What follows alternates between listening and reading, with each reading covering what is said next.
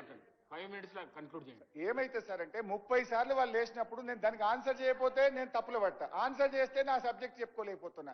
వీళ్ళు ఒక టాక్టిక్స్ గా అనుకున్నట్టున్నారు క్యాబినెట్ లా, మాటికి లేవాలి హరీష్ రావు మాట్లాడియద్దు అనుకున్నట్టున్నారు.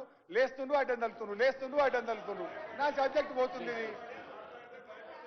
అధ్యక్ష, శ్రీపాద ఎల్లంపల్లి వీళ్ళు 2005లో స్టార్ట్ చేస్తే 2009లో right side homogeneous earth bund was washed అవే.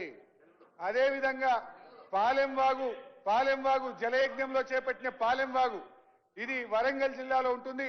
2008లో పాలెంవాగు కొట్టుకుపోయింది, 2009లో కూడా పాలెంవాగు కొట్టుకుపోయింది. కడెం ప్రాజెక్టు మీరు కట్టిన కడెం ప్రాజెక్టు 1958లో మొదటి సంవత్సరమే కడెం ప్రాజెక్టు కూడా కొట్టుకుపోయింది. ఇప్పుడు మీరు అధికారంలోకి వచ్చినాక ఎస్ఎల్బిసి కుప్పగూలింది, సుంకిశాల కూలిపోయింది, పెద్దవాగు కొట్టుకుపోయింది, అదే విధంగా వట్టెం పంప్ హౌస్ మునిగిపోయింది. కానీ ఇట్లా చెప్పుకుంటూ పోతే చాలా ఉన్నాయి.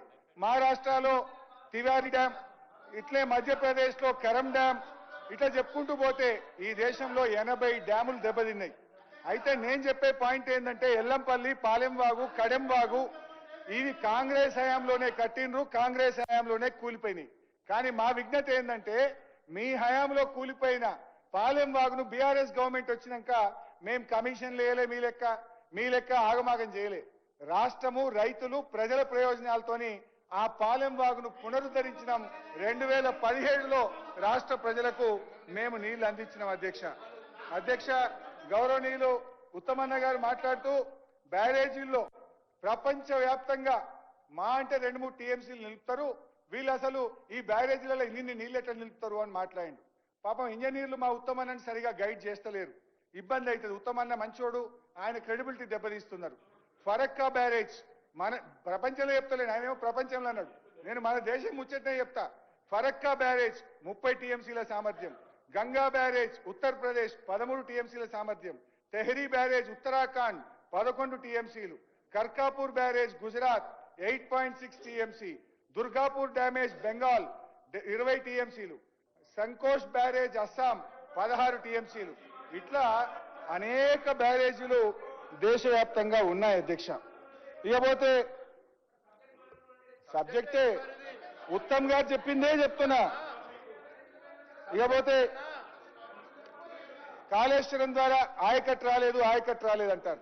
మీ ఇంజనీర్లే మీకు ఇచ్చిన పీపీటీలో కొత్త ఆయకట్టు మరియు స్టెబిలైజేషన్ కలిపి 20 లక్షల ఎకరాలకు కాళేశ్వరం ప్రాజెక్టు నీళ్లు అందించింది.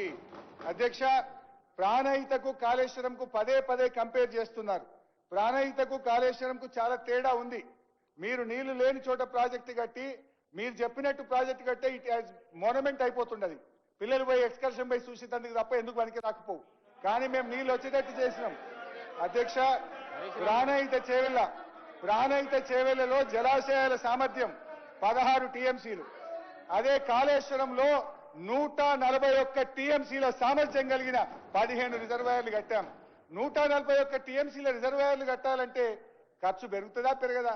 అదేవిధంగా నీటి వినియోగం అక్కడ 160, ఇక్కడ 240, అక్కడ ఆయకట్టు 16 లక్షలు, ఇక్కడ 37 లక్షలు, అక్కడ పంపింగ్ సామర్థ్యం 1.8 టీఎంసీ, ఇక్కడ పంపింగ్ సామర్థ్యం మోర్ దాన్ డబుల్ 3 టీఎంసీ. ఆ రోజు మీరు ప్రాణహితలో ల్యాండ్ ఎక్విజేషన్ కు 2 లక్షల ఎకరానికి పెడితే మేము 11 లక్షలకు ఎకరం పెట్టినాం. అధ్యక్ష, అయితే ఒక విషయం ఆలోచించాలి ఉత్తమ్ గారు, ఏ ప్రాజెక్టు కట్టినా ఏ ప్రాజెక్టు కట్టినా దేశంలో మొదటి సంవత్సరం ఆయకట్టు రాదు. మీరు ఎస్ఆర్ఎస్పి ప్రాజెక్టు 1963లో నెహ్రూ గారు శంకుస్థాపన చేస్తే 1977లో ఇందిరాగాంధీ గారు ఇనాగ్రేషన్ చేశారు. మొట్టమొదలు 9 లక్షల ఎకరాలకు నీళ్లు ఇవ్వాల్సిన ఎస్ఆర్ఎస్పిలో ఇందిరాగాంధీ గారు ఇనాగ్రేషన్ చేసినాక ఇచ్చింది 25,000 ఎకరాలు మాత్రమే ఫస్ట్ ఇయర్. అంటే 15 ఏళ్ల తర్వాత దాని పూర్తి ఆయకట్టు వచ్చింది. హరీష్ రావు గారు, కాళేశ్వరం మీద నడుస్తుంది, కాళేశ్వరమే వద్దు, డివైడ్ కాకండి ప్లీజ్. అధ్యక్ష, నాగార్జున సాగర్ ప్రాజెక్ట్ మీరు మన ఎడమకాలకు 5.5-6 లక్షల ఎకరాలకు నీళ్లు రావాలి. ఇనాగ్రేషన్ చేస్తే వచ్చింది 90,000 ఎకరాలు మాత్రమే. పూర్తి ఆయకట్టు రావడానికి 5-10 ఏళ్లు పట్టింది. అధ్యక్ష ఈరోజు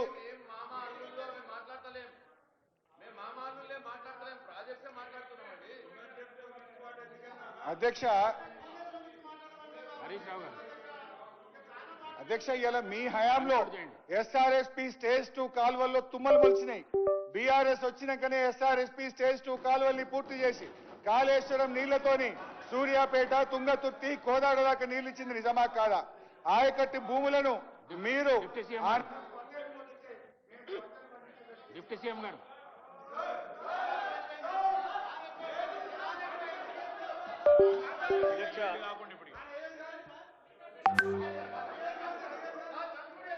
అధ్యక్ష సుదీర్ఘంగా హరీష్ రావు గారు మాట్లాడినటువంటి అంశాలన్నీ కూడా సభలో ఏ అంశంపై అయితే మనం షార్ట్ డిస్కషన్ పెట్టుకున్నామో అది కాకుండా అన్ని మాట్లాడారు. ఈరోజు షార్ట్ డిస్కషన్ మనకి అధ్యక్ష report of honourable mister justice Pinaki Chandra Ghosh, former judge, supreme court of India, former chairman Lokpal of India, commissioner of enquiry on construction of barrages at Medigadda, Annaram and Sundilla of Kaleshwaram project. అధ్యక్ష ఎందుకు అసలు మనం ఈరోజు దీని మీద ఈ రిపోర్ట్ మీద ఇంతగా మాట్లాడుకోవాల్సిన అవసరం ఎందుకు ఏర్పడింది రాష్ట్రంలోని ఒకసారి ఆలోచన చేస్తే అధ్యక్ష ఈ దేశంలో నీళ్ల కోసం పెద్ద ఎత్తున పోరాటాలు జరిగాయి అధ్యక్ష.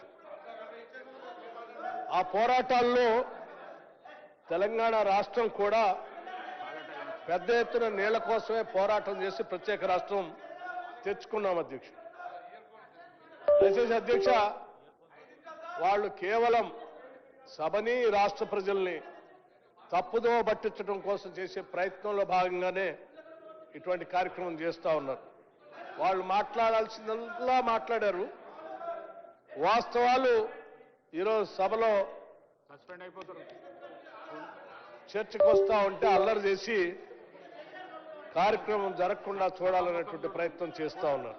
సీట్లలో కూర్చోండి ప్లీజ్. యావత్ తెలంగాణ ప్రజానికం, సమాజం, భారతదేశం కూడా ఈరోజు 1,00,000 కోట్ల పైబడి కట్టినటువంటి కాళేశ్వరం రిక్వెస్ట్ చేసిన తెలంగాణ రాష్ట్రంలో కూలిపోతే దానిపైన ఈ రాష్ట్ర ప్రభుత్వం వేసినటువంటి కమిషన్ రిపోర్టు సంబంధించి ఏమిచ్చింది, ఏం చెప్పింది, ఈ ప్రభుత్వం ఏం చేయాలనుకుంటుంది, ప్రజల సొమ్ముకి ఏ రకంగా మనం జవాబుదారీతనంగా ఉండాలని ఆలోచన చేస్తుందని తెలంగాణ సమాజం మొత్తం కూడా ఈ రాష్ట్ర ప్రభుత్వం పైన, ఈ సభ పైన చూస్తా ఉన్నారు అధ్యక్ష. ఈరోజు జరిగేటువంటి చర్చలో కాళేశ్వరం ప్రాజెక్టు గురించి మనం మాట్లాడుకునే ముందు అధ్యక్ష అదేదో ఆషామాషి వ్యవహారంలాగా వాళ్ళు మాట్లాడటం కోసం ప్రయత్నం చేస్తా ఉన్నారు అధ్యక్ష. అది ఆషామాషి వ్యవహారం కాదు అధ్యక్ష. రాష్ట్ర ప్రజలకు సంబంధించిన సొమ్ము ఈ రాష్ట్రం కొట్లాడి నీళ్ల కోసం తెచ్చుకున్న ప్రాజెక్టుల పైన కట్టాల్సినటువంటి ప్రాజెక్టులకు సంబంధించిన అంశానికి సంబంధించిన అంశం అది. ఆనాడు ఉమ్మడి రాష్ట్రంలో డాక్టర్ బాబాసాహెబ్ అంబేద్కర్ ప్రాణేత చేవెళ్ల ప్రాజెక్టుని ఈ తెలంగాణ ప్రాంత ప్రజల కోసం మొదలుపెట్టినటువంటి ఆ ప్రాజెక్టుని త్వరితగతిన పూర్తి చేసుకొని ఈ రాష్ట్రానికి నీళ్లు అందించి ఉంటే ఈ రాష్ట్రంలో ఇప్పటికే దాదాపు అతి తక్కువ డబ్బుతో